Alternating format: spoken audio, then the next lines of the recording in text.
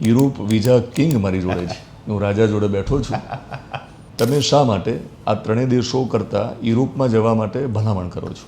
પણ યુરોપ એટલા માટે જવું જોઈએ કે ભાઈ વિદેશમાં જવાની જે ઘેલસા છે એ ક્યાંક આપણને દુઃખ પણ આપે, મોત પણ આપે. જે ભોગવે છે ને, તમે તમારા મા બાપના કોન્ટેક્ટમાં નથી હોતા, તમે જંગલોમાં રહો છો, તમે માફિયાઓ જોડે રહો છો, એ માફિયાઓ તમારી જોડે રેપ બી થાય છે. કોઈ સ્ટુડન્ટને વિઝામાં ખૂબ મહેનત કર્યા પછી સફળતા મળી ગઈ. બહુ જ બધા કેસીસ છે જેવી રીતે. અને ભગવાનને જોડે રાખીને કરશું તો ખોટું નહીં કરીએ. ખોટું નહીં કરીએ. બચવા માટે શું કરવું કે ફ્રોડ ન થાય? સૌથી પહેલા એટલે કોઈ પણ વ્યવસાયકારની જોડે અને ખાસ તો પાછળ ભગવાન હોય તો કેટલી સફળતા મળે છે. બહુ જ સફળતા મળે, કેમ કે એક ડેટા મારી પાસે છે એ પ્રમાણે ગુજરાતમાં 600 IELTS કોચિંગ ક્લાસીસ એ બંધ થયા છે. બહુ જ સરસ. વિશેષ વિથ દિનેશમાં સૌથી મોટો કદાચ અત્યાર સુધીનો વિશેષ ટોપિક તમે લાયા હશો તો આ છે.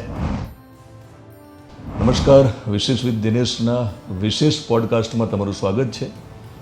યુરોપ વિઝા કિંગ મારી જોડે છે, હું રાજા જોડે બેઠો છું. રાહુલ શેઠ નામ છે અને શેઠ પણ છે. Thank you. ગોલ્ડન ફ્યુચરના ઓનર છે અને આજકાલ લોકોને પોતાના ફ્યુચરને ગોલ્ડન બનાવવું હોય છે એની બહુ ચિંતા છે. ક્યારેક વધારે પડતી ચિંતા છે. લોકોને શા માટે વિદેશ જવું છે એ પણ ક્યારેક મને સવાલ થાય છે. અને વિદેશ જવું હોય તો કયા દેશમાં જવું, રાઈટ, એ સવાલ ખૂબ અગત્યનો છે. સવાલો થવા જોઈએ, કારણ કે જવાબ મળશે તો વિદેશ જવાનો એમનો ફેરો જે છે રાઈટ, એ લેખે લાગશે. સાચી વાત છે. એ બધી વાતો કરવી છે. કયા દેશમાં જવું જોઈએ, ભણવા જવું હોય કે ફરવા જવું હોય કે તમારે રહેવા જવું હોય, પરફેક્ટ, તો કયા દેશમાં જવું જોઈએ, તમે શા માટે યુરોપમાં જ લોકોને મોકલો છો એ પણ સમજવું છે. પણ શરૂઆતમાં મારે આ કિંગની એક કહાની જાણવી છે.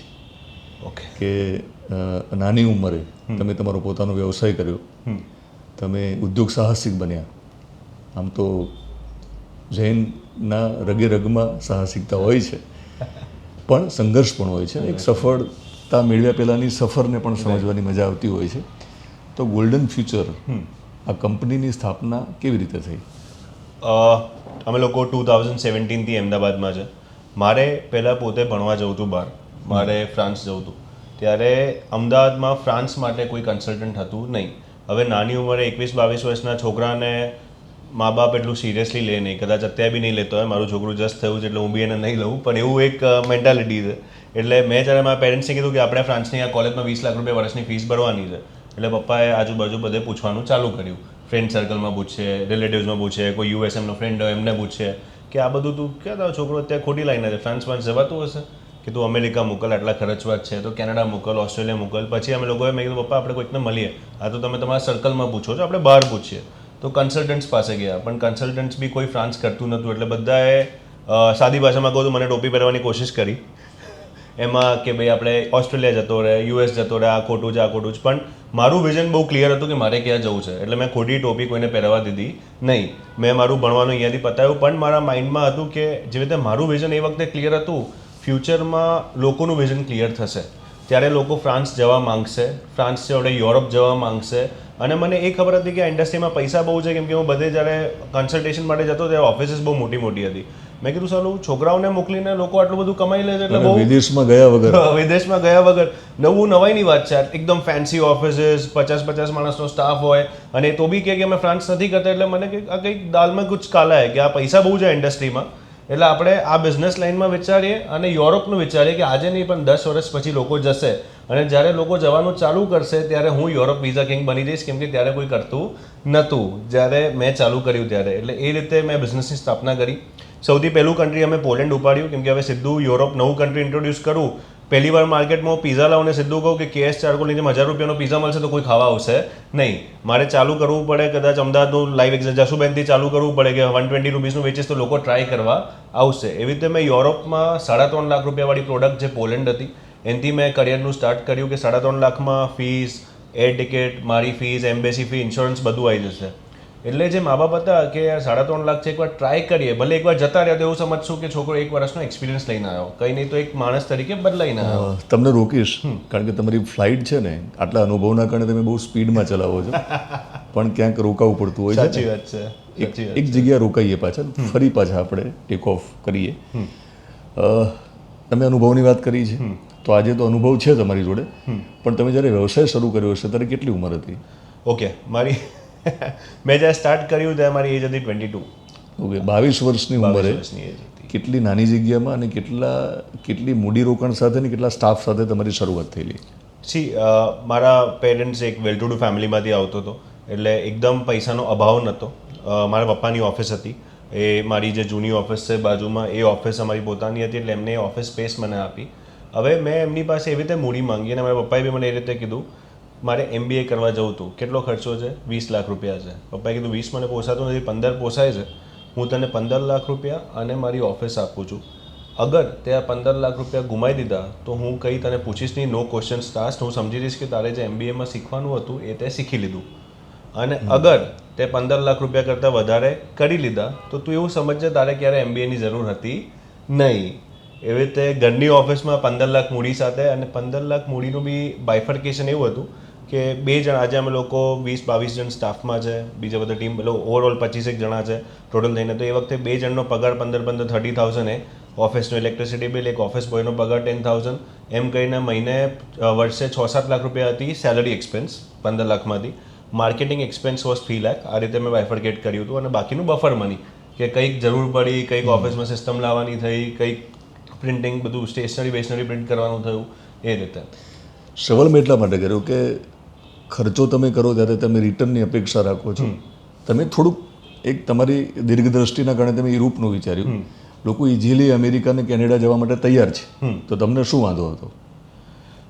મને એવું જ થતું હતું કે મેં વિચાર્યું હતું કંઈક, અને જ્યારે આપણે કંઈક વિચાર્યું હોય, હું ઘરની બહાર એક દ્રઢ નષ્ટે કહીને નીકળ્યો છું કે મારે આજે આ જ કરવું છે, કે ચલો મારે આ જ દુકાનમાંથી શોપિંગ કરવું છે, અને આખું વર્લ્ડ તમને કહેશે આ દુકાન ખોટી છે, તો એવું જ માનીશ કે હું સાચો હતો, કે મેં મારા માઇન્ડ સાથે વિચાર્યું હતું, કોઈનું સાંભળીને નહોતું વિચાર્યું. એટલે લોકો જ્યારે મને બીજા ડિરેક્શન્સ દેખાડતા એમાં ડાઉટ થવા માંડ્યો કે ના, this is something is wrong, કે આવું કોઈ બીજું આપણને કેમ કહી જાય, આપણે પોતા માટે ડિસિઝન કેમ ના લઈ શકીએ. હું મારા ક્લાયન્ટ્સને બી એ જ કહેતો હોઉં છું કે ક્યાં જવું એ મારી પાસે ના આવો, ડિસાઇડ કરીને આવો કઈ રીતે હું જઈ શકું છું અને હેલ્પ શું કરશું એના માટે આવો. કેમ કે પોતાનું ડિસિઝન તો પોતા માટે પોતે જ લેવું પડે એના. કેમ કે આપણું આજના ટાઈમમાં આપણે કલયુગમાં છે, હું માનું છું, અને એમાં કોઈ આપણું શુભ ચિંતક કોઈ નથી. It is a world of give and take. એટલે તમે સૌથી પહેલાં જો અમેરિકા જવાની આપણે ના ના પાડી શકીએ લોકોને, કેનેડા જવાની ના પાડી શકીએ, ઓસ્ટ્રેલિયા જવું હોય તો પણ ના નથી, પણ તમે શા માટે આ ત્રણેય દેશો કરતાં યુરોપમાં જવા માટે ભલામણ કરો છો? ઓકે, થોડું આ બહુ ડિટેલમાં જશે. મેં એવું વિચાર્યું હતું જ્યારે મારે યુરોપ જવું હતું કે મારે છે ને, અગર મારે કંઈક નવું શીખવું છે, નવું શીખવા ક્યારે મળશે? જ્યારે હું આજુબાજુ જે લોકો વચ્ચે છું એ મારા પોતાના ના હોય, ત્યાં મારું કોઈ ઓળખીતું ના હોય, ત્યાં મારે સ્ટ્રગલ ફ્રેશ સ્ટાર્ટ કરવી પડે, જ્યાં ઇન્ડિયન્સ ઓછા હોય, જ્યાં લેંગ્વેજ બેરિયર હોય. હવે ઇંગ્લિશ મીડિયમમાં ભણ્યો, ઇંગ્લિશ આવડે જ છે, એટલે અહીંયાથી હું બીજી કોઈ કન્ટ્રીમાં ઇંગ્લિશ સ્પીકિંગમાં જઈશ તો કંઈ નવું શીખીશ નહીં. એટલે એ વખતે નાનું છે તો ત્યારે મગજમાં હતું. હવે તો બહુ બધા સોશિયો ઇકોનોમિક કન્ડિશન બી આવી ગયા છે કે હવે કેમ ના જવું જોઈએ, એના ઉપર આપણે આગળ આવીશું. પણ યુરોપ એટલા માટે જવું જોઈએ, સૌથી પહેલાં ત્યાં તમારું કોઈ ઓળખીતું નથી. કેનેડા, ઓસ્ટ્રેલિયા, અમેરિકા તમારા કાકા મામા, માસા માસી, કોઈક ને કોઈક મળી હશે, તમને હેલ્પ કરશે, એટલે તમે પોતે સેલ્ફ મેડ નહીં થઈ શકો. બીજું કે યુરોપનું એજ્યુકેશન US અને કેનેડા કરતાં જૂનું છે. યુરોપમાં there are યુનિવર્સિટીઝ જે 300-400 વર્ષ જૂની છે, એક જે US કેનેડા પાસે નથી. ત્રીજું, યુરોપમાં તમને બુકે ઓફ કન્ટ્રીઝ મળે છે, કે એવું નથી કે હું જર્મની ગયો તો મારી આખી લાઈફ મારે જર્મની જ કાઢવાની છે. બાજુમાં હું બેલ્જિયમ જઈ શકું છું, ઓસ્ટ્રિયા જઈ શકું છું. કેટલા દેશો મળે છે? 29. ટોટલ યુરોપમાં 29 કન્ટ્રીઝ આવે છે. એટલે યુરોપ એક ઇન્ડિયા જેવી રીતે છે, આપણી પાસે 29 સ્ટેટ્સ છે. હવે આપણે દિલ્હીને બી સ્ટેટ ગણીએ છીએ. યુરોપમાં European union is a country and there are 29 states for them. એટલે હવે તમારું 29 દેશોમાં ફ્રી મુવમેન્ટ થઈ જાય છે. અને હવે જે થઈ ગયું છે, અમે લોકો છેલ્લા 1.5-2 વર્ષથી યુરોપમાં જે રસ જોઈએ છે, જે વધી રહ્યો છે, એના કારણે છે. એક, કેનેડા, USA, UK, આ 3 કન્ટ્રીમાં જોબ્સ નથી, વિઝા રેશિયો ઓછો થઈ ગયો છે, ડિપેન્ડન્ટ્સને તમે લઈ નથી જઈ શકતા, PR લોસ બહુ સ્ટ્રિક્ટ થઈ ગયા છે, કેમ કે વર્ષોથી આ બધી કન્ટ્રીઝે ઇમિગ્રેશન ખુલ્લું રાખ્યું હતું, ભરાઈ ગયું છે. ત્યાંના લોકો બી નિરાશ છે કે આ બધા બહારના લોકોએ આવીને આપણું બધું લઈ લીધું છે. હમણાં જ એક સર્વે હતો, યુકેમાં highest number of properties Indians own કરે છે, બ્રિટિશ નહીં. એટલે તમે વિચારી શકો છો કે આપણે એ દેશ પર કેટલો ઇમ્પેક્ટ કર્યો હશે. હવે આપણા ત્યાં આપણે અમદાવાદ રહેતો અને કાલે ઉઠીને આપણે રેસિસ્ટ નથી થતા, કોઈ બીજી કન્ટ્રીના લોકો, ચલો અફઘાનિસ્તાનથી, આપણી નેબરિંગ કન્ટ્રી, ફ્રેન્ડલી કન્ટ્રી છે ઇન્ડિયા જોડે, ત્યાંના જ બધા લોકો આવીને અમદાવાદમાં પ્રોપર્ટી લેવા માંડશે આજુબાજુ, તમને ગમશે નહીં? ગમે. એવું એ બધા કન્ટ્રીમાં થઈ ગયું છે, ભરાઈ ગયું છે એ બધા કન્ટ્રીઝ. તમે કહ્યું કે ત્યાં ભરાઈ ગયું છે, એટલે બહુ મોટી સંખ્યામાં ગુજરાતીઓ અને આપણા દેશમાંથી લોકો ત્યાં બધા દેશોમાં જઈ રહ્યા છે. તો આપણે ગુજરાતી શબ્દ છે કે ભરાઈ ગયા. તો ભરાઈ ગયા એ કયા મિનિંગમાં, એટલે ત્યાં કેવા પ્રોબ્લેમ ફેસ કરવા પડે છે આ દેશોમાં?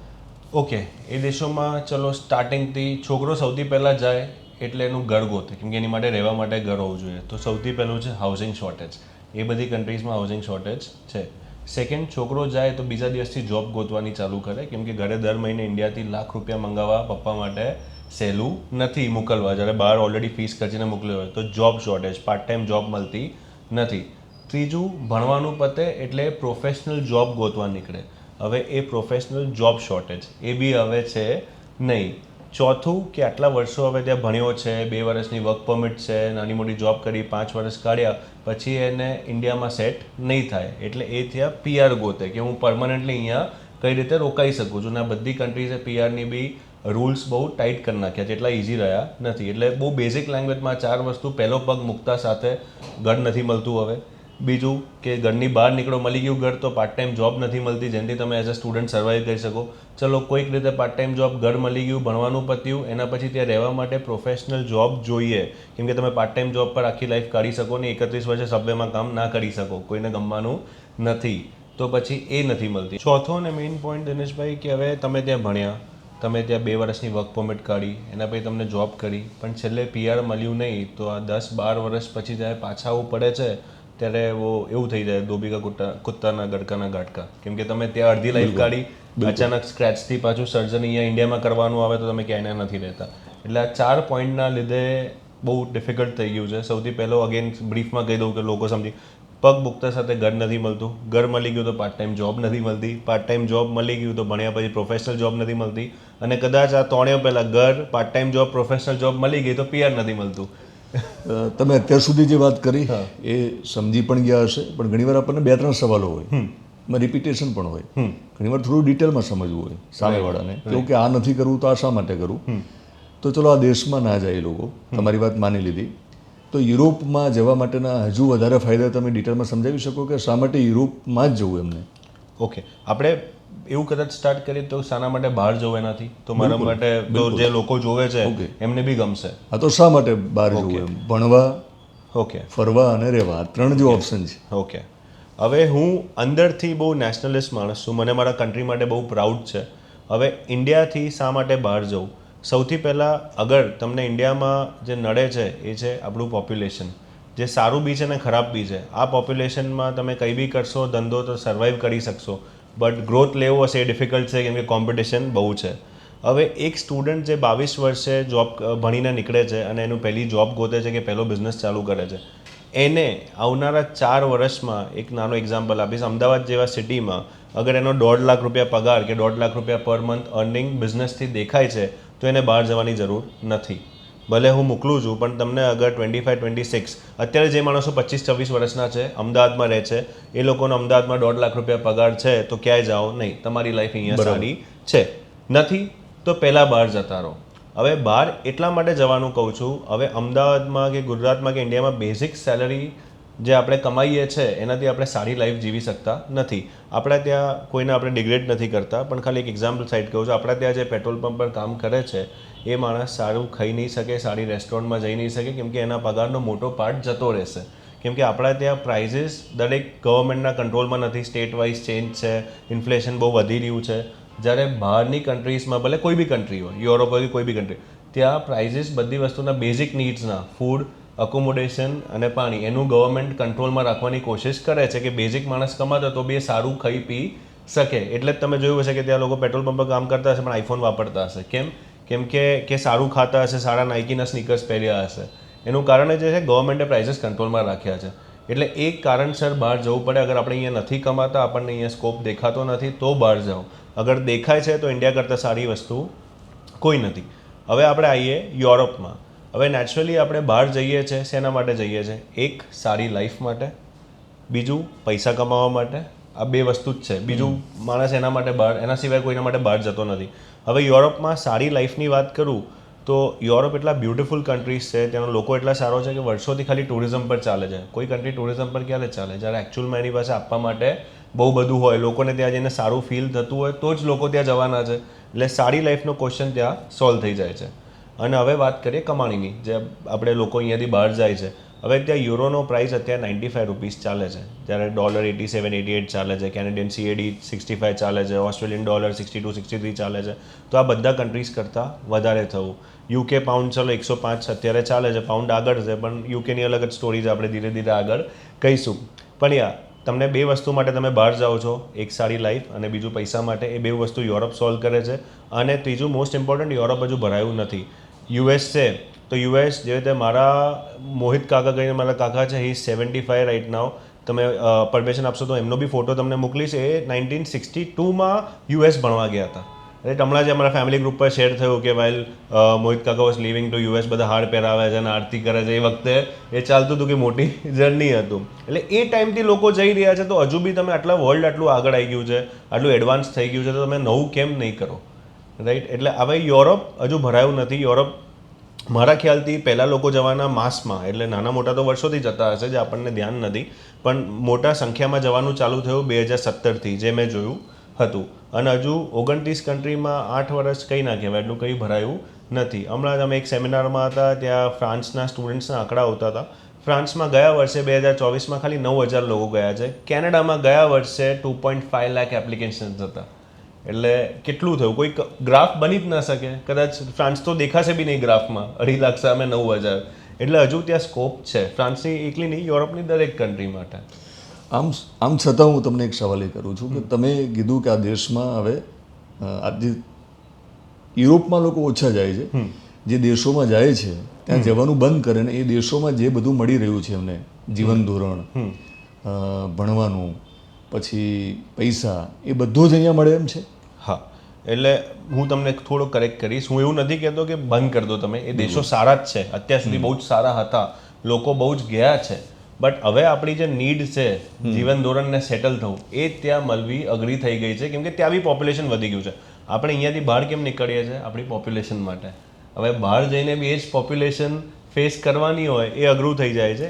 તો એ દેશોમાં જેટલે કલાક મહેનત કરે છે એની સામે જે મહેનતાણું મળે છે અહીંયા મળી જશે?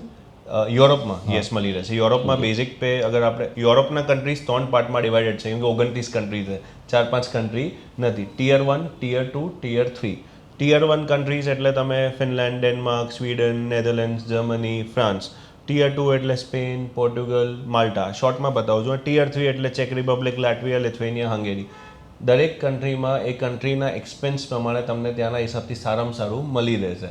ફોર એન એક્ઝામ્પલ, ટિયર 1 કન્ટ્રીઝમાં તમને કલાકના મળે છે 13 યુરો. 13 યુરો એટલે ₹1,300 થયા. ટિયર 2 કન્ટ્રીઝમાં તમને કલાકના મળે છે 8 યુરો. 8 યુરો એટલે અપ્રોક્સિમેટલી ₹800-850 થયા. અને ટિયર 3 કન્ટ્રીઝમાં તમને કલાકના 4.5 થી 5 યુરો મળે છે. પણ આ ત્રણેય કન્ટ્રીમાં તમને જે મળે છે એ પ્રમાણે જ લિવિંગ કોસ્ટ છે. એક્ઝામ્પલ આપું પાછું, કેમ કે લોકોને એક્ઝામ્પલથી આઈડિયા આવશે. ટિયર 1 કન્ટ્રીઝમાં કોફી મળે છે ₹500. ટિયર 2 ઇન્ડિયન રૂપીઝમાં જ તમને કહીશું, એટલે 5 યુરોની ટિયર 1માં મળે છે. ટિયર 2 કન્ટ્રીઝમાં કોફી મળે છે 3.5 યુરોની, એટલે ₹350. અને ટિયર 3 કન્ટ્રીઝમાં કોફી મળે છે 1 યુરોનીથી લઈને 1.5 યુરોની, એટલે ₹100 થી ₹150, જે કદાચ અમદાવાદમાં બી એ જ ભાવે મળે છે. આટલી બધી વાતો કરી છે, હજુ થોડાક સવાલો તો મારે કરવા છે, કારણ કે એટલી ક્લેરિટી હશે તો જ લોકોને બી સારું મજા આવશે.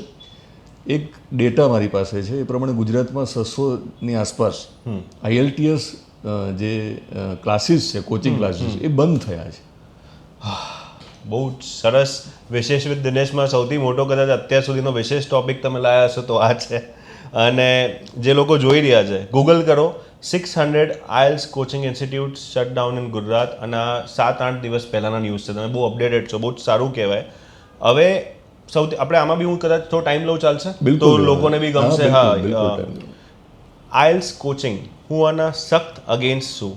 તમે ત્યારે તમારા છોકરાઓને ઇંગ્લિશ મીડિયમમાં ભણાયા છે, જુનિયર કેજીથી અત્યારે ફીસ જુનિયર કેજીની બી 40-50 હજાર રૂપિયા થઈ ગઈ છે આજના ટાઈમે. એટલે તમે ત્યાં સુધી 12મા સુધી ઇંગ્લિશ મીડિયમની ફીસ ભરી છે, અને છોકરાને પછી બી એક સાદી ઇંગ્લિશ લેંગ્વેજ ટેસ્ટિંગ એક્ઝામ, એટલે તમને ઇંગ્લિશ આવડે છે કે નહીં, જનરલ નોલેજ નહીં, ખાલી આવડે છે કે નહીં એ ચેક કરવા માટે એને કોચિંગ અટેન્ડ કરવું પડે. તો તમે એઝ અ મા બાપ ફેલ છો, આપણી એજ્યુકેશન સિસ્ટમ ફેલ છે, આપણા ટીચર્સ ફેલ છે. કે એક છોકરો જે એની લાઈફના 12 વર્ષ ઇંગ્લિશમાં ભણ્યો છે અને તમે એને 3 મહિનાનું કોચિંગ આપીને કહો છો હવે તને ઇંગ્લિશ આવડી ગયું, હવે તું એક્ઝામ આપ. એટલે સારું થયું કે આ કોચિંગ સેન્ટર બંધ થઈ ગયા. મારે કોઈના પેટ પર લાત નથી મારવી, પણ જે વસ્તુ સોસાયટી માટે ખોટી છે, હું કોચિંગ નથી કરાવતો. અને હું પહેલાંથી જે લોકો કોચિંગ જે લોકો ગુજરાતી મીડિયમમાં ભણ્યા છે એમના માટે બહુ જ સારું છે, એમના માટે ચાલવા જોઈએ, એમના માટે ખોટું નથી. પણ આપણે ત્યાં મેજોરિટી સ્કૂલ્સ હવે ઇંગ્લિશ મીડિયમ થઈ ગઈ છે, ગુજરાતી મીડિયમ રહી નથી. તમે આગળ ડીઈઓ જોડે બી કન્ફર્મ કરી શકો છો. તો જ્યારે તમારા મા બાપે આટલા બધા પૈસા ખર્ચ્યા છે, તમે તમારી લાઈફના 12 વર્ષ આપ્યા છે, કોઈ 2-3 મહિના નથી આપ્યા, અને પછી તમને ઇંગ્લિશ નથી આવડતું, તો એ ખોટું છે. હવે એ કેમ બંધ થયા? આ કે આઇલ્સ કોચિંગની આપણે અગેન્સ્ટ હતા, અને જે લોકો જોઈ રહ્યા છે એમને આઇલ્સ કોચિંગ ના જવું જોઈએ, પોતે કરવું જોઈએ. એના માટે 3 મહિના 10,000 રૂપિયા બગાડવાની જરૂર નથી. હવે બંધ કેમ થયા? અત્યાર સુધી આઇલ્સની જરૂર કયા કન્ટ્રીઝમાં હતી? ઓડિયન્સને ખબર હશે. કેનેડા, યુએસ, ઓસ્ટ્રેલિયામાં પીટી આઇલ્સ બેઉ, યુકે, ન્યૂઝીલેન્ડ. આ જે ટોપ 5 ઇંગ્લિશ સ્પીકિંગ કન્ટ્રીઝ જે અત્યાર સુધી ઇન્ડિયન્સ જતા હતા ત્યાં આઇલ્સની જરૂરત હતી. હવે જવાનો રેશિયો પડી ગયો અને બધા વળ્યા મારા તરફ, એટલે યુરોપ તરફ. અને હવે પડી ગયો તો તમને આઇલ્સ કોચિંગ સેન્ટર, દિનેશભાઈ, મોટા મારી કદાચ 2 ઓફિસ કરતાં મોટા તો ક્લાસીસ હોય છે. એટલા મોટા ક્લાસીસના ભાડા, ફેકલ્ટીની ફીસ, ત્યાં તમે કમ્પ્યુટર સિસ્ટમ સેટઅપ કરી હોય તો આ બધું એકવાર રોટેશન બગડે કોઈ બી બિઝનેસમાં, એટલે એ સર્વાઈવ કરવું અઘરું પડી જાય. એટલે હવે લોકો જવાના બંધ થયા, આંકડા પડી ગયા. એટલે હવે બિચારા જે બિઝનેસ ઓનર્સ હોય એ લોકો કેવી રીતે આ બધો ખર્ચો ઉપાડી શકે, એટલા માટે બંધ થઈ ગયા. અને આ બંધ થયા એ મારા માટે બહુ ખુશીની, આપણે કોઈ જોડે ખરાબ જ થયું છે એના માટે બંધ થયા છે. ઘણા બધાને ફાયદો થયો ને. હા, બિલકુલ. અને એની સામે મને ફાયદો એ થયો છે કે હવે લોકો આ બંધ થયા એનાથી મને મારું જે વિઝન હતું એના ઉપર મને વધારે વિશ્વાસ આવી ગયો છે કે હવે લોકો યુરોપ તરફ વળ્યા છે. ઇંગ્લિશ મીડિયમમાં ભણવાનો એક રેશિયો વધ્યો છે, પણ ગુજરાતી મીડિયમમાં ભણવાવાળાને હજુ પત્ની ન મળે, સગાઈ ન થાય, લગ્ન ન થાય એટલે વિદેશમાં જવું છે. અને હજુ ગુજરાતી મીડિયમમાં જે લોકો ભણવાના છે એ લોકોને શું કહેશો કે આઈએલટીએસ કોચિંગ ક્લાસની જરૂર ન પડે એના માટે એમને પહેલાંથી શું ધ્યાન રાખવાનું છે? જે લોકો ગુજરાતી મીડિયમમાં છે, જે લોકો વિદેશમાં તો જવું જ છે. હવે આપણે લોકો ડિજિટલ જમાનામાં છે, આપણા પ્રાઇમ મિનિસ્ટર આટલું બધું ડિજિટલ ઇકોનોમી, ડિજિટલનેસ પ્રમોટ કરી રહ્યા છે. ઘણા બધા એપ્લિકેશન્સ અને વેબસાઇટ્સ છે જેના ઉપર તમને ફ્રીમાં શીખવાડવામાં આવે છે, જેના ઉપર આખા પેપર પેટર્ન્સ આપ્યા છે, એક્ઝેક્ટ ડેમો એક્ઝામ બી આપી છે. તમે એને રોજ 2-3 વર્ષ પ્રેક્ટિસ કરતા રહો. જ્યારથી તમે 10મામાં છો કે 9મામાં છો, સાઈડમાં અડધો કલાક દિવસનો આપો, તો તમે જેવું 12મું પતશે કે કોલેજ પતશે, તમારે કોઈ કોચિંગમાં જવાની જરૂર સજેસ્ટ કરી શકીએ હું તો ડિસ્ક્રિપ્શનમાં બધી હા, ડિસ્ક્રિપ્શનમાં હું તમને લિંક્સ આપી દઈશ, તમે એને બાયોમાં એડ કરી દો છો. બહુ જ બધા છે. એક સિમ્પલ સૌથી સારું એપ્લિકેશન છે જે હું અત્યારે ફ્રેન્ચ શીખું છું, કેમ કે આટલા બધા લોકો બહાર જાય છે અને મને એવું છે કે આપણે જે કન્ટ્રીમાં મોકલીએ આપણે છોકરાઓને કહીએ લેંગ્વેજ સહેલી છે તો પહેલાં આપણે પોતે જ કરીએ અને સમજીએ કે લેંગ્વેજ કેટલી સહેલી છે પછી કોઈને કહીએ. તો હું ડ્યુઓલિંગો કરીને એક એપ્લિકેશન છે એના ઉપરથી શીખું છું, જે બહુ જ સરસ એપ્લિકેશન છે. વર્લ્ડની બધી જ ભાષાઓ એના ઉપર શીખવાડવામાં આવે છે. પેલો જે સામાજિક મુદ્દો છે કે શરૂઆતમાં એવું હતું કે તમારી કેટલી જમીન છે, તમારી કેટલી પ્રોપર્ટી છે એ પ્રમાણે દીકરીને દેવામાં આવતી હતી. પરિવાર તો જોતા હતા. એ પછી એવું આવ્યું કે તમારું અમદાવાદમાં ઘર છે કે નહીં.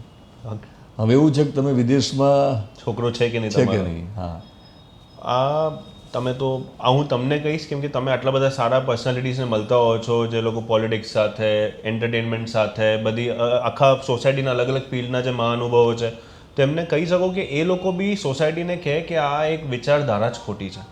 તમે કોઈ માણસ બહાર છે એનાથી તમે ડિસાઇડ કરો કે સક્સેસફુલ છે તો એ ખોટું છે.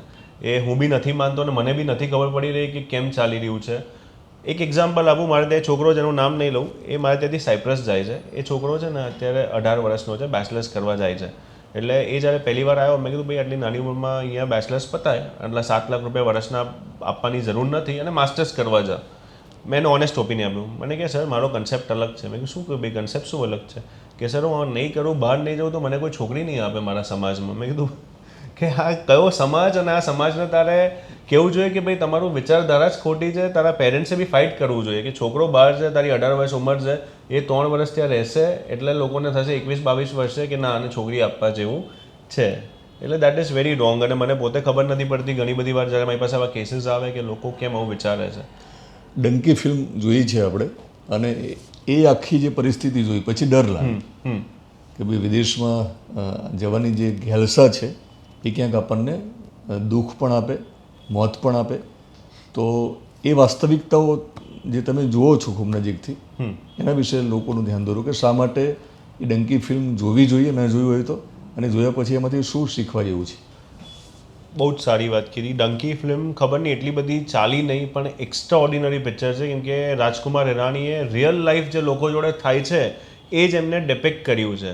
હવે ફિલ્મ તો ખાસ જો, પણ એમાં ખાસ એ જો જે માણસ ડંકી મારીને બહાર પહોંચે ને છેલ્લે પાછો ઇન્ડિયામાં એનું લાઈફ કાઢે છે.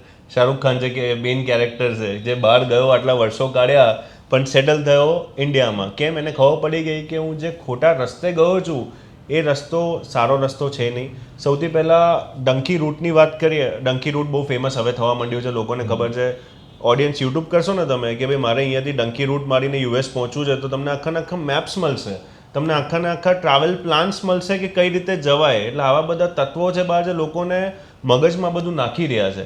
તમને કહેશે કે અહીંયાથી તમે યુરોપનો વિઝા લો, યુરોપથી તમે સીધું મેક્સિકો જાઓ, મેક્સિકો પર તમારે વિઝાની જરૂર નહીં પડે.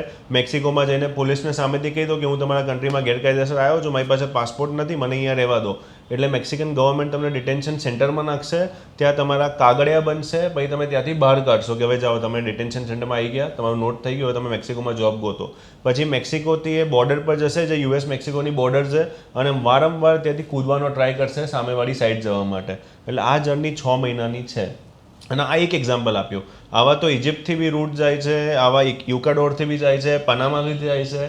એટલે આ બધા રૂટોમાં યાતના જે છે એના વિશે વાત કરું, કેવી યાતનાઓ ભોગવે છે લોકો?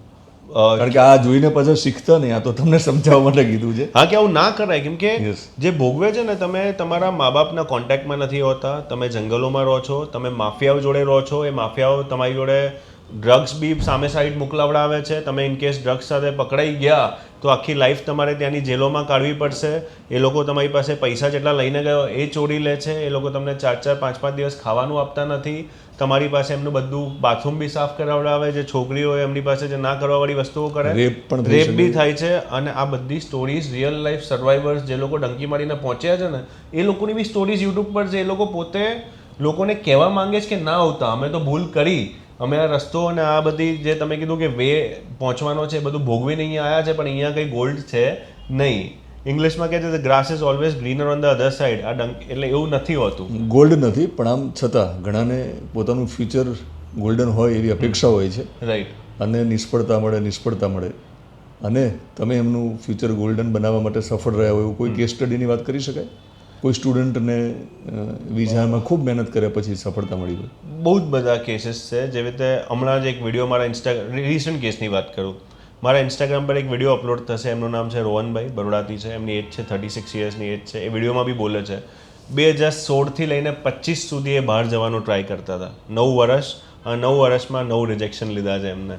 એટલે 36 વર્ષની ઉંમરે બી એમને એમની આશા છોડીને કે મારે ખોટા રસ્તે નથી જવું, સાચા રસ્તે ટ્રાય કરતા રહ્યા, અને ફાઇનલી મારા હાથથી એમને જવા મળ્યું. આ એક કેસ થયો, એની વિડીયો ઇન્સ્ટાગ્રામ પર આવશે. બીજો એક કેસ મારા ઇન્સ્ટાગ્રામ પર છે. એક પ્રીતિબેન કરીને હતા, એમના હસબન્ડ પોલેન્ડ રહેતા હતા.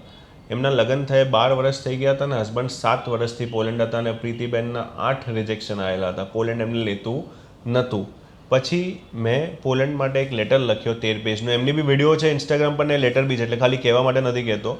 એની અંદર મેં પોલેન્ડ એમ્બેસીને સમજાવ્યું કે લેટ્સ ઇમેજિન કે તમે તમારી વાઈફથી 7 વર્ષથી દૂર છો, તમારા ઘરવાળા અને તમારી વાઈફ પર જુલમ કરે. જુલમ એટલે સાસુ, આપણા ઇન્ડિયન કલ્ચરમાં સાસુ વહુનું કંઈક ને કંઈક ચાલતું હોય, વાસણ ખણકતો હોય, એટલે આપણે ઝૂમ તો ના કહીએ, બટ જે નાનું મોટું થતું હોય. આખી સોસાયટી એ વાઈફને એ રીતે જોવે છે કે તારા લીધે હસબન્ડ બહાર છે, તારી માટે કમાવા માટે તું એનું ધ્યાન નથી રાખતી, તું અહીંયા મસ્તીથી રહે છે. તમારા છોકરાઓ એમના પપ્પા વગર મોટા થાય તો કેવું થશે? તમે કોઈ બી સોશિયલ ફંક્શનમાં જેવી રીતે આપણે ડાન્સ પાર્ટીમાં જઈએ તો હસબન્ડ વાઈફ કપલ ડાન્સ કરતા હોય કોઈ બી ઇવેન્ટમાં કે લગ્નમાં, તમારો હસબન્ડ તમારી જોડે નથી. આવા મેં 50 પોઈન્ટ લખીને પોલેન્ડને આપ્યા કે ઇમેજિન કરો કે તમારી જોડે આ બધું થશે તો તમને કેવું લાગશે? તો આ બેન જોડે આવું થાય છે, તમારે એમને વિઝા આપવા છે કે નથી આપ્યા? ત્યારે જઈને એમના 8 રિજેક્શન પછી પોલેન્ડે વિઝા આપ્યા. બધું જ કર્યા પછી રિજેક્શન પણ આવશે, તો એને લઈને કોઈ ક્લેરિટી કરશો? કારણ કે લોકોને કેવી અપેક્ષા છે કે તમે જ્યારે આ વાતો કરો છો, તમે જ્યારે દાવો કરો છો, પછી સફળતા મળવી જ જોઈએ, તો એમાં તમારી સ્પષ્ટતા કોઈ? મારા ત્યાં છે ને 10માંથી 7થી લઈને 8 લોકોના વિઝા આવે છે. 2-3 લોકો મારા ત્યાંથી બી રિજેક્ટ થાય છે. ભલે લોકો મને યુરોપ વિઝા કંઈક કહે છે. રિજેક્શન હું તમારું બેસ્ટ રીતે પ્રયત્ન કરી શકું છું વિઝાના ડોક્યુમેન્ટ્સ બનાવવા માટે, મારા જેટલું સારું એમાં કોઈ નથી, પણ છેલ્લે એમ્બેસી ઉપર છે કે ડિસાઇડ કરું કે વિઝા આપવા કે ના આપવા. એટલે રિજેક્શન બી આવે. તમે જ્યારે બી બહાર જવાનો પ્લાન કરો છો, બેક ઓફ ધ માઇન્ડ હું મારા ક્લાયન્ટને પહેલા દિવસે જ કહું રિજેક્શન આવશે, તો આટલા રૂપિયાનો ખર્ચો થશે અને આયા પછી રસ્તો આપણે આ લઈશું ઇન કેસ આવ્યું તો. એટલે એટલી ક્લેરિટી સાથે જ વિઝા મૂકવા. કેમ કે હવે લોકોના માઇન્ડમાં તમે જેવું કીધું કે એવું જશે કે વિઝા આવી જશે અને વિઝા ના આવ્યા 1.5-2 લાખ રૂપિયાનું નુકસાન થઈ ગયું, આશા તૂટી ગઈ, ફેમિલીમાં બધે કીધું હોય અને લોકો તાના મારવા માંડે કે ભાઈ તારો તો વિઝા ના આવ્યા, પૈસા બગાડ્યા, તું શું કરે છે, નકામો છે. એના કરતાં જે બી લોકો બહાર જવાનું કોઈ બી કન્ટ્રીમાં પ્લાન કરતા હોય, સૌથી પહેલાં તમારા કન્સલ્ટન્ટને એ પૂછવાનું કે રિજેક્શન આવ્યું તો મારું શું લોસ થશે, બીજું રિજેક્શન આવ્યું તો આગળનો રસ્તો શું છે, ત્રીજું રિજેક્શન આવ્યું તો તમને મારે પાછા પૈસા આપવા પડશે કે નહીં આપવા પડે. મારા ત્યાં એક નિયમ છે, મારે ત્યાં અગર તમે રિજેક્ટ થાય છે કોઈ, જ્યાં સુધી એનો વિઝા નથી આવતો 1 વર્ષ 2 વર્ષ 3 વર્ષ 5 વર્ષ 10 વર્ષ, ત્યાં સુધી તમારે મારી ઓફિસમાં કોઈ ફીસ નહીં આપવાની. હું પાછું તમારા પ્લેટફોર્મ પર બી કહું છું અને હું કોન્ટ્રાક્ટમાં બી લખીને આપું છું. અને મારા ત્યાં જે લોકો રિજેક્ટ થાય છે એ લોકો મારા ગૂગલ રિવ્યૂઝ પર અને મારા ઇન્સ્ટાગ્રામ પર નેગેટિવ કમેન્ટ એટલે નથી લખતા કેમ કે અમે લોકો એમનો હાથ પકડીને આખા પ્રોસેસમાં ચાલીએ છીએ. એવું નહીં કે મારી ટીમ બધું કરતી રહે, એમને કંઈ ખબર નથી, છેલ્લે ફાઇલ આપી દીધી, જાઓ સબમિટ કરો. પહેલો મેલ યુનિવર્સિટીમાં જાય ત્યાંથી લઈને ત્યાં પહોંચ્યા સુધીના સ્ટેપમાં હી ઓર શી ઇઝ ઇન્વોલ્વ આખા પ્રોસેસમાં. એટલે એમને જોવે છે કે અમે મહેનત કરી, છેલ્લે ના આવ્યા એ નસીબ. અને કાઉન્સિલિંગ તમે એકલા જ કરો છો, પણ રજિસ્ટ્રેશન તો લોકો ઇઝીલી કરાવતા હોય છે, ટીમ હોય એટલે રજિસ્ટ્રેશન થઈ જાય. તો રજિસ્ટ્રેશન શરૂઆતથી જ કરવાનું છે કે એવું નથી તમારા ત્યાં? Okay, very good. મારા ત્યાં કોઈ બી ઇન્ક્વાયરી ક્યારે બી જે લોકો જોવે છે ને કોલ કરી લો છો. મારે ત્યાં મેં કોઈ કાઉન્સિલર નથી રાખ્યા. કાઉન્સિલર એટલા માટે નથી રાખ્યા, જો હું કાઉન્સિલર રાખું એમને 30-40 હજાર રૂપિયા પગાર આપું તો એમને ટાર્ગેટ્સ મેચ કરવા પડે. હવે ટાર્ગેટ્સ મેચ કરવા માટે કંઈ બી જૂઠું કહી દે કે ભાઈ ના થતું હોય તો બી કહી દે આવું થઈ જશે, ત્યાં આમ છે તેમ છે, જે બધે થતું હોય છે. રોઝી પિક્ચર દેખાડી દીધું, મારે એવું જોઈતું નહોતું. એટલે મારે ત્યાં ક્યારે બી તમે ફોન કરશો ને, મારી ટીમ સેલ્સ ટીમ છે, પણ એ શું કરશે, તમારી ક્વેરી લઈ અને મારી જોડે કનેક્ટ કરાવડાવશે. હવે સેકન્ડ, મારી જોડે કનેક્ટ થઈ જશે, એનો બી હું બેટ મારું, એના પછી મારું ફોન પર કાઉન્સેલિંગ. એવું નહીં કહું કે ઓફિસે જાઓ તો જ સમજાવીશ. તમે કલાક ફોન ચલાવો, 1.5 કલાક ફોન ચલાવો, તમારે જે ઇન્ફોર્મેશન જોઈતી હશે એ બધી તમને ફોન પર મળી જશે. અને આ બેટ છે કે લોકો ટ્રાય કરી લે ક્યારે બી, એની ટાઈમ ઓફ ધ ડે. હમણાં જો મારો ફોન કદાચ બહાર પડ્યો છે, એમાં દેખાડીશ ગઈકાલે એક મુંબઈથી એક જણે કનેક્ટ કર્યું, એને એ બી 34 યર્સનો હતો, 10-12 જગ્યાએ ફરેલો, કન્સલ્ટન્ટ તરીકે બધે ફરેલો છે. ગઈકાલે મારી જોડે ફોન આવ્યો, અડધો કલાક ચાલ્યો, મને કે તમે પહેલી વાર સાચી વાત કરી કે અત્યાર સુધી બધા લોકો એ જ કે જે પ્રોડક્ટ કરે છે એ સેલ કરવાનો ટ્રાય કર્યો. મેં એને અડધો કલાકમાં એ જ સમજાયું, એનો અહીંયા 2 લાખ રૂપિયા પગાર છે બોમ્બેમાં, મેં કીધું તારે બહાર ના જવું જોઈએ. ઓકે, તમે ના પાડી? ના પાડી. એને છેલ્લે એના સવારે message really અપ્રિશિએટેડ the points that you gave મી કે મારે અહીંયા કેમ રહેવું જોઈએ. મેં કીધું હવે તું તારા વાઈફ અને કિડને લઈને પાછું સ્ટ્રગલ સ્ટાર્ટ કરીશ, એમના માટે હાશ થઈ જશે. આમ છતાં કોઈને જવું હોય અને તમારી કંપનીનો રસ્તો પકડે અને તમારા થ્રુ જવું હોય અને રિજેક્શન તો આવવાના જ છે, રાઈટ. અને રિજેક્શનમાંથી તમે જે અનુભવ મેળવ્યો હશે કે લોકો શા માટે રિજેક્શનનો સામનો કરે છે, તો એક ટૂંકમાં જવાબ આપો. જવું જ છે, તમારા કંપની થ્રુ જવું છે અને રિજેક્શનથી બચવા માટે એમને શું કરવાનું છે? ઓકે, બહુ સિમ્પલ 3 સ્ટેપ કહી દઉં. અને કેટલા પૈસાની તૈયારી સાથે આવે, તમારી કેટલી ફી છે? મારી ફીસ અગર તમે સ્ટુડન્ટ વિઝામાં જાઓ છો તો પ્રાઇવેટ કોલેજમાં નોન રિફંડેબલ 20,000 છે, ગવર્મેન્ટ કોલેજમાં નોન રિફંડેબલ 25,000 છે, અને વિઝિટર વિઝા અગર રિજેક્શન નથી તો 15,000 છે, અને આફ્ટર રિજેક્શન છે 25,000 છે. બસ આટલો આંકડો નોન રિફંડેબલ છે. આના સિવાય તમે કોઈ બી કન્ટ્રીમાં કોઈ બી કેટેગરી વિઝા મૂકો, એક તમે ત્યાંની એમ્બેસીને પૈસા આપો છો જે પાછા આવશે નહીં, બીજું તમે ઇન્સ્યોરન્સ લો છો, ત્રીજું એ કન્ટ્રી માટે સાદી ભાષામાં તમે થોડા ડોક્યુમેન્ટને નોટરી કરાવો છો, ત્યાંનું નોટરી જેનો એક્સપેન્સ થાય છે, ટ્રાન્સલેશન કરાવો છો, ચોથું તમે જે કોલેજમાં ફીસ પે કરો છો એ 3 થી 4 મહિના પછી પાછી આવશે, અને પાંચમું તમારે ફાઇલ મૂકવા જવા માટે બોમ્બે, દિલ્હી, પુણે જ્યાં બી જવું પડે એ ખર્ચો. એટલે બધું થઈને 1 લાખથી 1.5 લાખ રૂપિયા કમાવાનું આશા રાખવાની કે આટલું ઇનકેસ રિજેક્શન આવ્યું તો 1.5 લાખ રૂપિયા તમારા સ્ટુડન્ટ વિઝામાં જશે, વિઝિટર વિઝામાં 30,000 રૂપિયા જશે. રિજેક્શન મળે તો તમને પણ નહીં ગમતું હોય સ્ટુડન્ટની સાથે સાથે, તો અનુભવના આધારે શું કહેશો કે એવું શું કરે કે રિજેક્શનનો રેશિયો ઘટાડી શકીએ? રિજેક્શનનો રેશિયો ઘટાડવા માટે 3 મોસ્ટ ઇમ્પોર્ટન્ટ થિંગ છે. શું કરવા જવું છે એ સારી રીતે સમજાવો, મને એ કરવા જવાનું પોસાશે કઈ રીતે એ સારી રીતે સમજાવો, અને ત્રીજું એ કરીને હું પછી પાછો ઇન્ડિયા કેમ આવીશ, કેમ કે કોઈ કન્ટ્રીને એવું જોઈતું નથી કે તમે ત્યાં રોકાઈ જાઓ. એટલે તમે આ 3 વસ્તુ બહુ સિમ્પલ છે. શું કરવા જવું છે બહુ ડિટેલમાં સમજાય, એવું નહીં કે ભાઈ આ ભણવા જવું છે ને આ ભણીને મારું કરિયર સાવ થઈ જશે, કે મેં વર્લ્ડની આટલી કોલેજો જોઈ, આ કોલેજમાંથી તમારા આ ફેકલ્ટી મેમ્બર છે, એમને આ રિસર્ચ વર્ક કર્યું હતું જે મને ગમ્યું, જે બીજા કોઈએ કર્યું નથી, એવી રીતે જે કરવા જવું છે એ સમજાવો.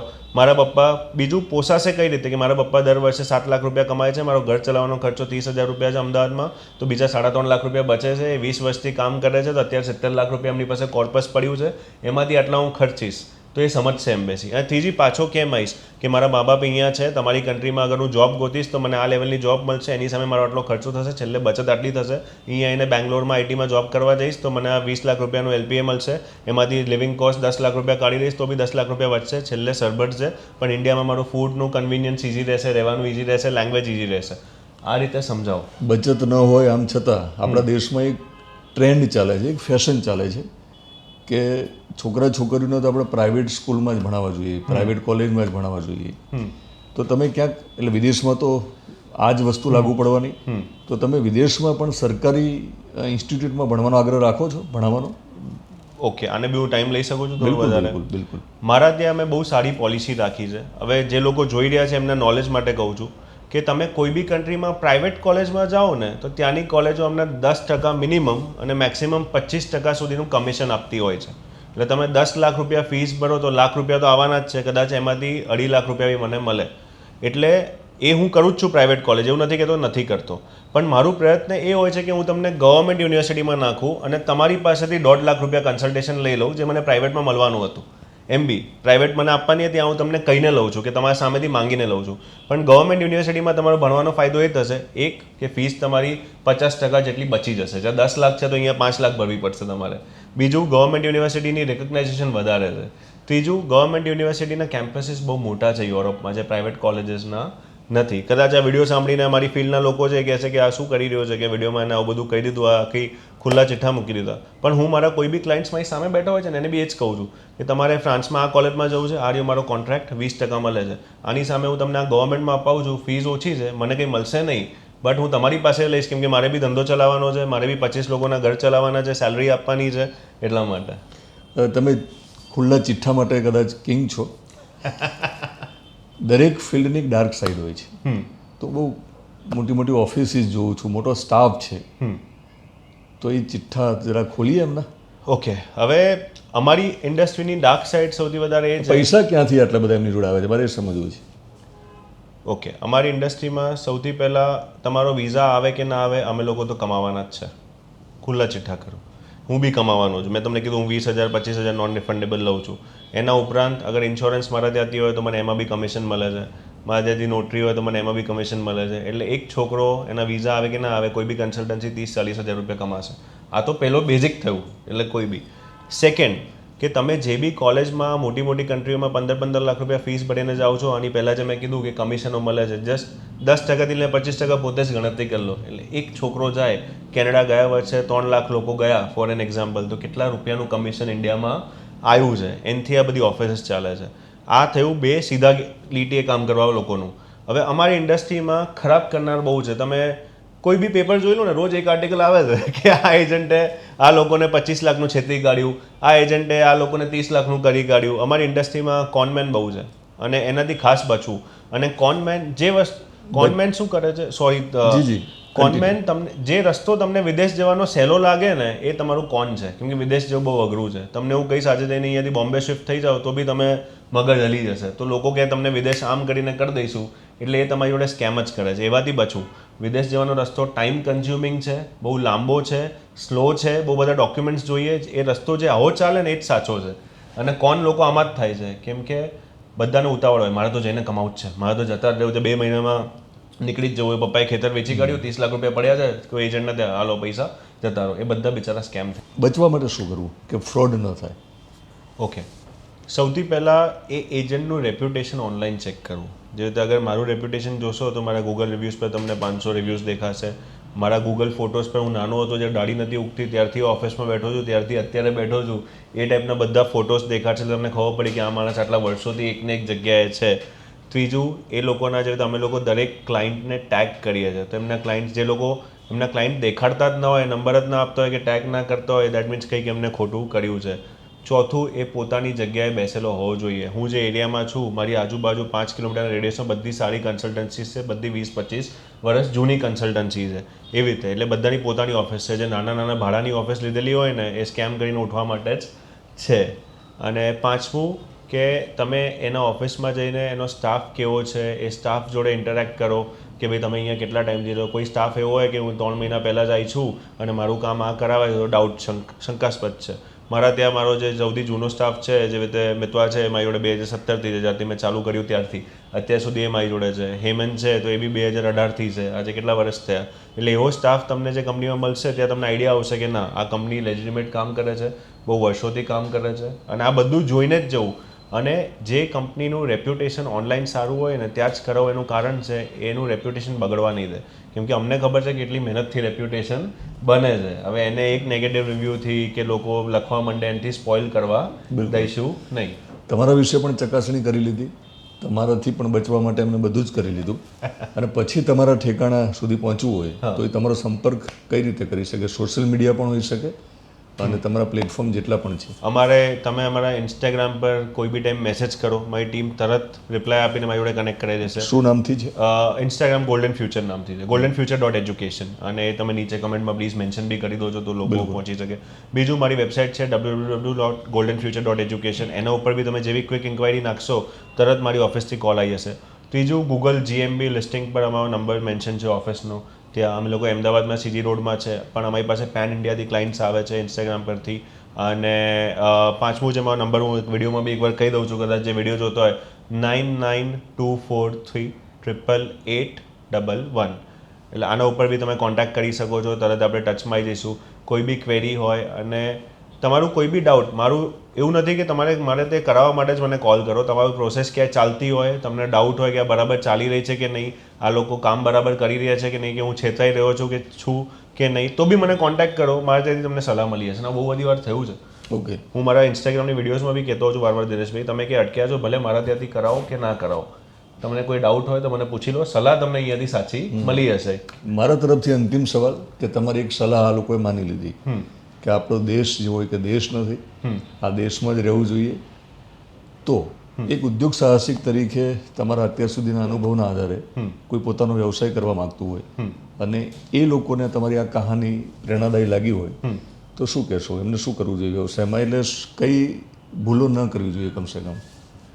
સૌથી પહેલાં એ ના કરવું જોઈએ કે લોકો શું કહેશે, કે ભાઈ અમારે કરવું જોઈએ કે ના કરવું જોઈએ. મગજમાં વિચાર આવ્યો ને તો કરી દેવાનું, ખોટું પડશે તો વાંધો નહીં, કંઈક બીજું કરશું. પણ સૌથી પહેલાં લોકોનું નહીં સાંભળવાનું. આપણું પોતાનું મન છે ને, આપણી ગટ ફિલિંગ હંમેશા સાચી હોય, કેમ કે એ આપણને ડાયરેક્ટ ઈશ્વર કહી રહ્યા છે એવું કહેવાય છે આપણા ઘણા બધા ગ્રંથોમાં. તમને જે ગટ ફિલિંગ આવે છે એ God is communicating with you. એટલે તમને જે ગટ ફિલિંગ આવી એ કરી કાઢવાનું. બીજું, નુકસાન થવાથી ક્યારેય બીવાનું નહીં. કેમ કે તમે સમજો કે તમારું નુકસાન થઈ ગયું તો બી તમે છેલ્લે હાથ પગ ચલાવીને મજૂરી કરીને રોટલી તો ખાઈ શકવાના છો ને. એટલે તમારું બેઝિક નીડ જે છે શેલ્ટર ને ફૂડ અને વોટર એ તો તમને એમને મળી જવાની છે. એટલે એ બીવું નહીં. ત્રીજું કે કોઈ બી બિઝનેસ કરો ને એ એક જે પહેલાં હું નાનો હતો તો બધી કંપનીઝે મિશન લખ્યું હોય, મિશન અને વિઝન, તો મને લાગતું હતું આની શું જરૂર છે, આનું શું કામ છે. પણ હવે જ્યારે મારી ઉંમર આ થઈને મેં આટલા વર્ષો બિઝનેસ કર્યું તો મને ખબર પડી કે એક વિઝન લઈને કોઈ બી બિઝનેસ આગળ વધે છે. કંઈ બી બિઝનેસ કરો એ એક વિઝન હશે તો એ બિઝનેસ આગળ જવાનો જ છે. બસ આ 3 સલાહ કે સૌથી પહેલાં બીવાનું નહીં, જે અંદરથી ઈચ્છા થઈ એ કરી કાઢવાનું, બાકી ઉપરવાળો જોઈ લેશે. બીજું કે છેલ્લે લોસથી બી બીવાનું નહીં. લોસ જ છે ને, તમને કોઈ મારી તો કાઢતું છે નહીં. હાથ પગ ચલાવીને તમે કમાઈને રહી શકશો, પપ્પાનું ઘર છે અને રોટલી તમે ખાઈ શકશો, કોઈ વાંધો નથી. અને ત્રીજું કે હું શેના માટે આ બિઝનેસ કરું છું, જેથી મારો બિઝનેસ મેં 10 વર્ષ આગળ જોવાનું, 2027માં હું ક્યાં હોઈશ ને એ મેં જોયું હતું. 17માં મેં એવું નહોતું જોયું કે 17માં મને શું મળે છે. એવી રીતે એક વિઝન રાખીને આગળ ચાલો. મારે એવું બનવું હતું કે ફ્યુચરમાં લોકો યુરોપ જશે અને ત્યારે બધા મારા થ્રુ જવા જોઈએ અને એનો હું કિંગ હોવો જોઈએ, જે એકચ્યુઅલી અત્યારે છું. ગોલ્ડન ફ્યુચરના ફ્યુચર ગોલ વિશે કહેશો? ગોલ્ડન ફ્યુચરનો ફ્યુચર ગોલ એ છે કે આખા અમારે અમદાવાદ બેસીને પેન ઇન્ડિયાથી ઇન્ક્વાયરીઝ લેવી છે, જેનું સ્ટાર્ટ ઓલરેડી થઈ ગયું છે. મારા ઇન્સ્ટાગ્રામ પર તમે જોશો તો કોઈ હરિયાણા, કેલકત્તા, તમિલનાડુ, કાશ્મીર બધેથી ક્લાઇન્ટ્સ આવે છે. અને યુરોપની કોઈ બી કન્ટ્રીમાં જવું હોય તો એકવાર એની ઇન્ક્વાયરી અમારે ત્યાં પડવી જોઈએ. આ મારો ગોલ છે, ભલે અમારે ત્યાંથી કરાવે કે ના કરાવે. એક છેલ્લો સવાલ કરી લઉં, કારણ કે આપણી પછવાડે ભગવાન છે. એટલે કોઈ પણ વ્યવસાયકારની જોડે અને ખાસ તો પાછળ ભગવાન હોય તો કેટલી સફળતા મળે છે?